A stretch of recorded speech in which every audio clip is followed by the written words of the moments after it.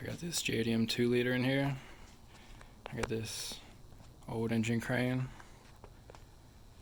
and I'm about to pull this 2.5 out of here. It's definitely only running on 3 cylinders, and from that spot right there, it barely drove up here. I had to rev it up like crazy. So there's definitely a rod bearing going out really bad, or the piston's just falling apart. So I'm gonna start ripping this thing apart. I got the fab table all cleared off, and yeah, I'm just gonna get after it. You'll be able to know if this is a good motor or not. They say they're compression tested and everything, but we'll find out. And one reason that I think that this motor keeps blowing up like this is it has no oil catch can on it, or no air oil separator. So I'm gonna build a custom one before I even start this new motor, so I can check that off the list, because this thing has a lot of blow by. If you floor it and give it load, in 3rd or 4th gear, it just blows like a James Bond smoke show out the back. And you can see right here, I haven't even touched this, but the oil dipstick pops out like that. So it's definitely pushing a lot of crankcase pressure. So I think that'll help as well. And I got a little progress done. Got the radiator out. Started taking the rest of everything else out. Intercooler. Some things to note. I got 3 fuel lines coming in.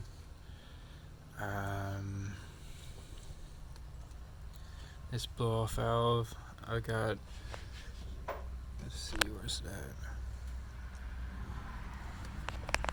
Alright, I got the radiator out.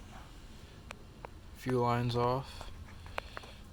A few other things, some things to note. I got 3 fuel lines coming in. This blow off valve has vacuum port on the top here. Then the recirc valve going into the intake. And then right here, I've got the vacuum line coming out, going to the brake booster, which will be this line right here, going up and over. I got this ground for the starter, and then this little plug goes in the starter too. This thing has a hydraulic clutch master cylinder. I got that taken off. Got this one main feed line, and I think that's it for that. Then this ground.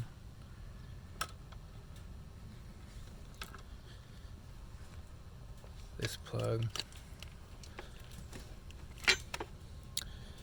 And this turbo has 2 studs on each side that mount it up, and I'll have to go down to the bottom and take the bolts out so I can drop the downpipe, so it'll just be out of the way. The engine will come out a little bit easier, but that's where I'm at so far. I'm gonna go take those bolts out from the bottom. I got the power steering lines tied up right here. Main harness taken off. Yeah, that's it for now. Also, this Side EGT right here, this blue cord, got that unhooked right here, and then the front O2 unhooked right here. Alright, so I got that downpipe off. It's got a 3-inch NVIDIA exhaust on it, so that's pretty nice. Had to heat up this oxygen sensor to get it out, but you can see it's caked. and the intercooler was full of just fresh oil, and all the intake pipes and the inside of this thing is just covered in oil and soot. So I'm definitely going to change both of the O2 sensors on this thing so we can get a fresh start and the ECU can read some good clean numbers when we first started up. But since I got that off, I'm going to start taking bell housing bolts off, and then I'll get up under it, do the lower motor mount bolts, and that should be pretty much it. I should be able to yank this thing. Alright, bell housing bolts are out. The very bottom one on this side was this stud right here. This one right here I had to take out the transmission dipstick to get to. And, well, actually, it's not the very bottom one. Yeah, the very bottom one on both sides are bolts, and when you try to take them all the way out, they hit the CVs on both sides. This was on this side, one above it. So yeah, keep that in mind. Hopefully when I take this thing out, those bolts are backed off enough so I don't hang up on it, but we'll see. Alright, got the two motor mount nuts off, and there's two grounds held on by a 10mm that go to each head and to the body on both sides of the motor. Don't forget to take them out. And note to self, when I was trying to pull this out, I had this hook towards the back side and I was trying to pick it up like this, and it was just getting stuck and lodged against the trans. So I need to move it to the forward side so it picks it up and out like this, and it broke free. I think I've got everything pretty much out of the way, so I'm gonna get this thing yanked out. So right now I'm drilling and tapping this little aluminum block right here so I can use it for the 1/14 NPT hose barbs for the oil catch can. So I'm gonna have 3 of those and then 2 3/8 NPT holes for the smaller lines and the valve covers. I'm getting those tapped out right now.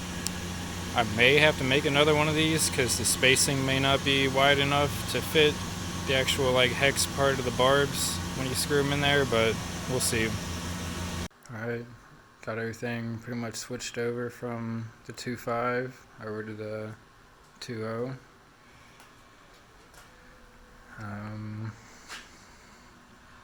Starting here, fuel lines coming in.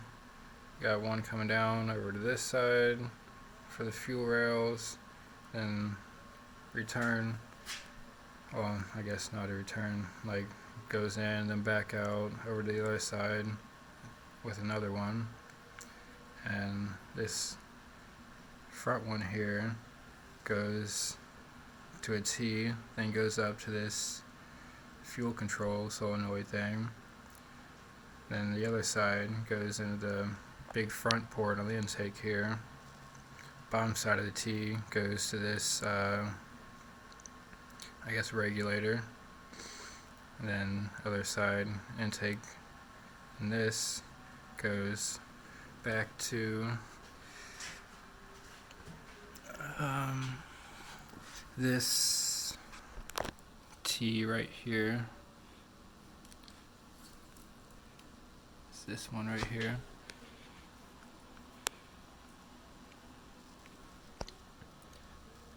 And from that T, that comes from the top of the blow-off valve there. And top of the blow-off valve goes back to the back of the intake.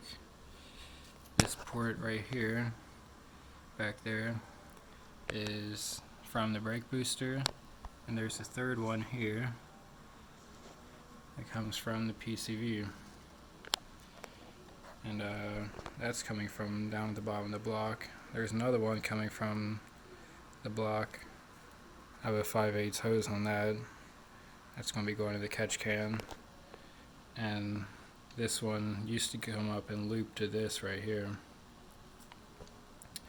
Yeah, let's go back to the front. So this right here is the map sensor. It has this little canister thing on it. It goes to the front little port right here. And then here's the map sensor. The rear port swings down and goes into the intake here.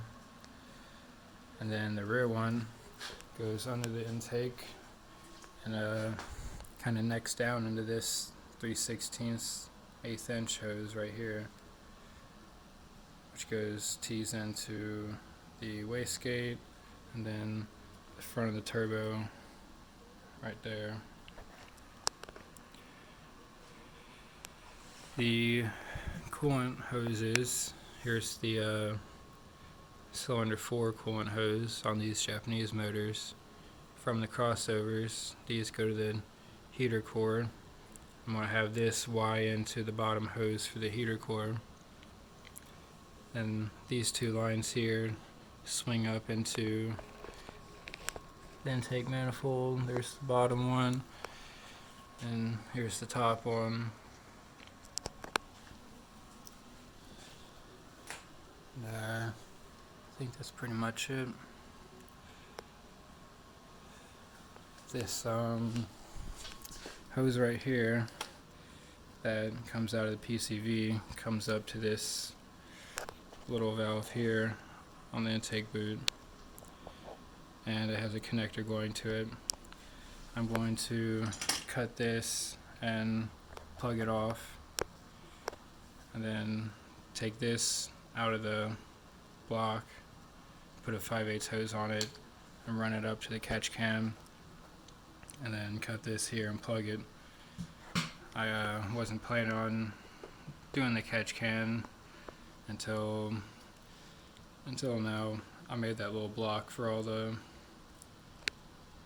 ports to go into for it, so I'm just going to go ahead and do it. So I'm going to eventually need to take that out. That would have been a lot easier to do with the intake off. But yeah. And coolant lines for the turbo coming out of the block here, going in, up and around right there, and then coming out, or this could be coming in and then coming out, I'm not sure. But here's the one oil line coming in, and the drain on the bottom going into the block.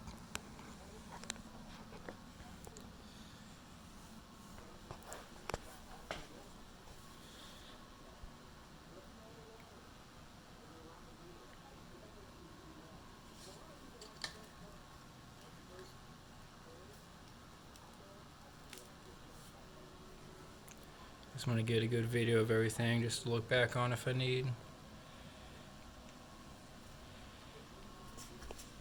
I should have took more time and cleaned the oil off the harness. This thing has the exhaust VVT, so I'll have to leave them unplugged. The American engine don't have that.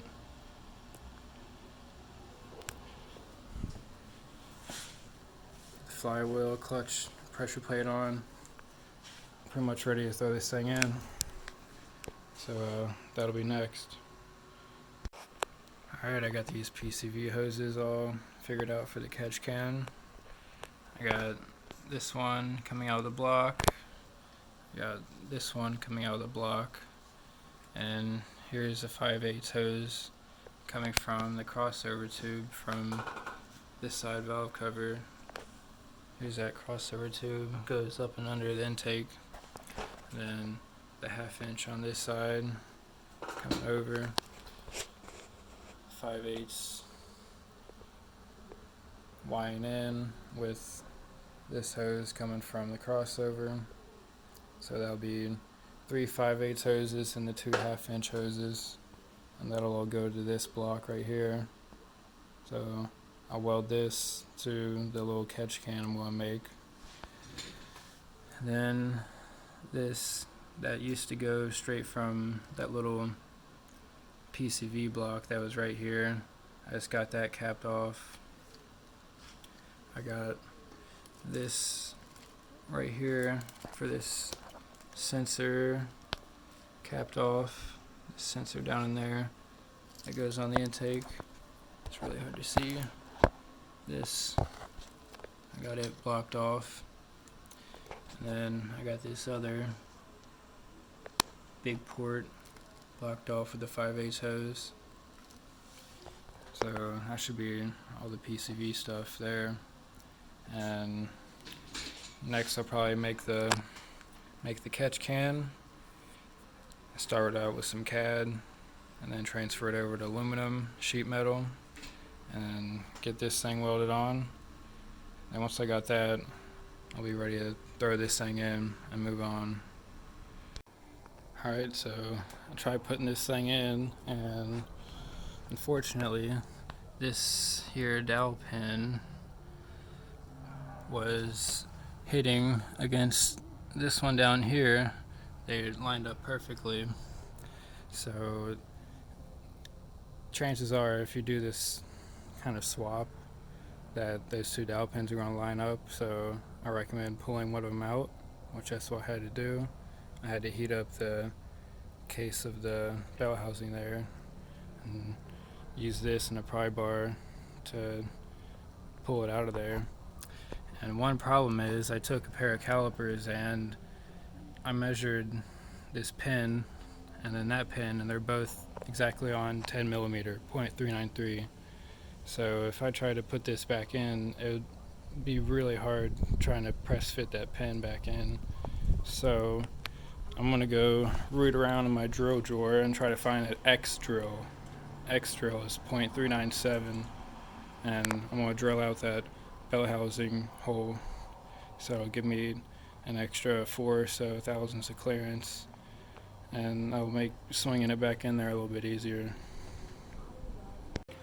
Alright, I got this thing put down in there. It was a struggle, of course, like always. And I started doing the cylinder 4 mod. So here's the heater core and the firewall. The top hose, I didn't touch it. It's still going to the top. The bottom hose, I cut it short here and put this Y in like that. This is coming from the motor.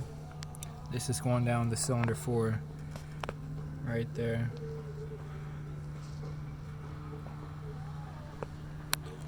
And then it's wiring in and going to the bottom port on the heater core. So that should take care of that. Hopefully this hose be out of the way of the starter there. But that's what I'm going to do next. I'm going to throw the starter in and get these couple of vacuum hoses plugged in. And then move on from there and probably start with the front dress.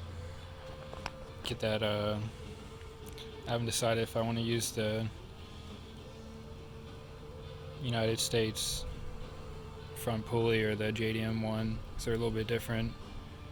I don't know if they're balanced to the motor or not, but I might just use the Japanese one to be safe. And another thing that happened was this boost controller, I broke one of the ports off of it, so I'm using the Japanese boost controller because I didn't have an extra one, so hopefully that don't screw me. But yeah, I need to put the nuts on the motor mounts on the bottom, get those 2 grounds, 10 millimeters, and yeah, this isn't actually too bad once you get all the vacuum lines and the harness and everything sorted on the motor. There isn't much else around it that goes to it, so let's move on. Alright, I got started on this catch can. At first I try to use this road sign material and this slip roller here, and I got this far and gave up. It's just a little too rigid for this thing. I don't know if this thing's just too weak for it or what, but I had this couple of these scrap pieces of aluminum rectangle here and decided to just make like a little hexagon type shape. And right now I've got these plates tacked in and a hole cut for this to sit up on it like that. So I'm going to get that tacked in. Then on the bottom I'm going to probably use material like this that's flat and put a bottom piece on it, and then probably put like a little petcock from an old gas tank from a bike I got, so I can drain the oil that gets in there. And then on the top I'll have a plate. I might use this right here and then have a thin plate on top of here that I can bolt on, and then be able to move this plate, and then like a little baffle system that kind of goes down into it a little bit, so that these, the vents just don't go straight into it and then back out, because on the top I'm going to have another port that goes back to intake with a one-way valve in it, so that it kind of has a vacuum sucking the PCV into the catch can instead of just having to rely on it just pushing it in. It can get a little vacuum to help it. So that's where I'm at now. I wanted to make this more of a step-by-step process of how I did this thing, but I got a lot of work done to it. So I made that hexagonal shape, then I welded this fitting block on it, and then I had these two rings here that I turned down, and I like tacked them together right there and there on each side to hold them together. Then I drilled that bolt pattern in it. I tapped that side, and then this will go like that, and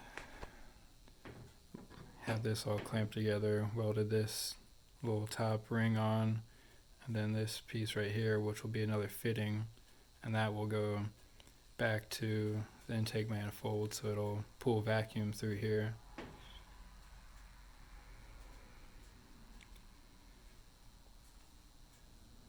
And I wanted to make this more of like a air oil separator, but I can always go back and do that. But right now I'm gonna finish it up, go on the back side here, and weld these two plates on like that. Then eventually I'll drill a hole right here and then tap it so I can put a petcock in it so I can empty this thing. But for now, I just need to get this thing running. It's single digits outside, and yeah, I need to be able to drive it. So I'm gonna get this welded on, then I'll be able to make a gasket somehow, and then get that fitting in there. I'll be ready to go. Alright, I got everything back buttoned up, all the accessories on. I got the little catch can kind of just tucked back in there. It's not mounted or anything, but all the hoses are hooked up. These are all coming from the valve covers and the main block breathers, and then this one I have going to the intake manifold, like so it can draw vacuum this way and kind of draw the oil and fumes to the system. And I have a check valve right here that only lets flow go this way. So I'm moment of truth, gonna try to start it and see what it does. Alright, I got a little charger hooked up to help the battery. It's been sitting for a little while. Got the key on, access port. We're gonna see what it does.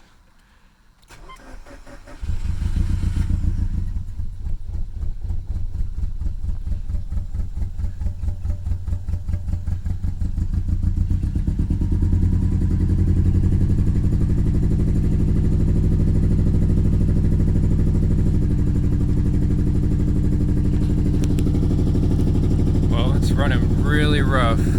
It's got low vacuum. I don't really know what's going on with it.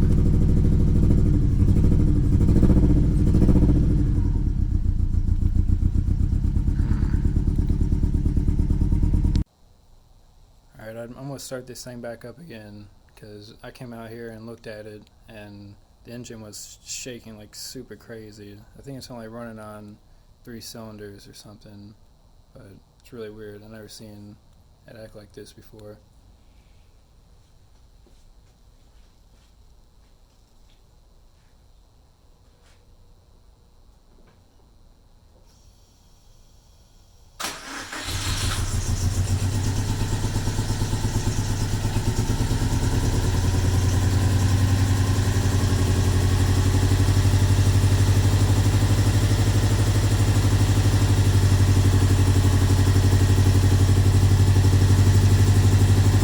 Definitely see how much the engine is just shaking back and forth.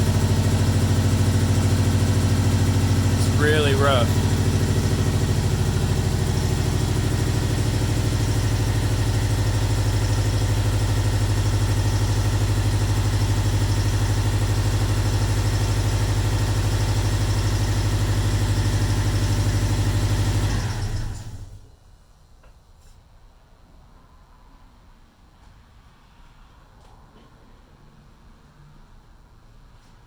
Something's not right. It's not throwing any check engine lights, but something's weird. Now, keep in mind, I did break that boost controller and I have to use the Japanese one, and I didn't change over the knock sensors or the cam and crank sensors, so that might be part of the issue. It might be out of time or something. But I'm gonna try to throw in these US sensors and see if that helps. So after messing with this thing a little bit more and letting it run some and get some heat in the motor, it finally threw some codes, and I got a cylinder 1 misfire and a cylinder 3 misfire. So what I'm guessing is the passenger side bank, I probably have the coil wire swapped on it, so I'm gonna go try to swap them and see. Well, that ended up actually being the problem. The rear coil plug is black and the front coil plug is white, and I had them switched. So I already started it, but now it'll start right up normally.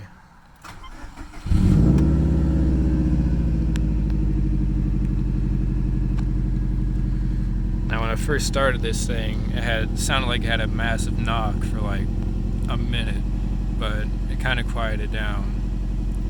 It ain't picking up any knock or anything. But right now I'm just checking the oil, checking the coolant, seeing if it's burping or anything, and yeah, I'm gonna start it up, let it heat up, and probably do a couple cycles on it before I try to drive it. And I need to figure out what that oil leak is coming from, because I put oil in this thing and let it sit for about 2 weeks without starting it, and all of a sudden it's got pressure and it's pushing oil from somewhere. So yeah, I'm going to have to figure that out before I drive it. Alright, this thing's running pretty good, but I was starting to learn a little bit. It used to almost die when you rev it up a little bit. It dropped down to like 400 RPM, but it's starting to learn. Coolant tip's slowly rising. It's been like 15-20 minutes I've been sitting here, and it hasn't gotten over 180. But that oil leak is a big problem. I think it's coming from the turbo oil drain, and you can see now it's a stream, so I need to shut this thing off before I blow it up. But yeah, I think the oil drain for the turbo is loose or backing out or something, because it was just a drip and now it's pouring, so I'm gonna figure that out.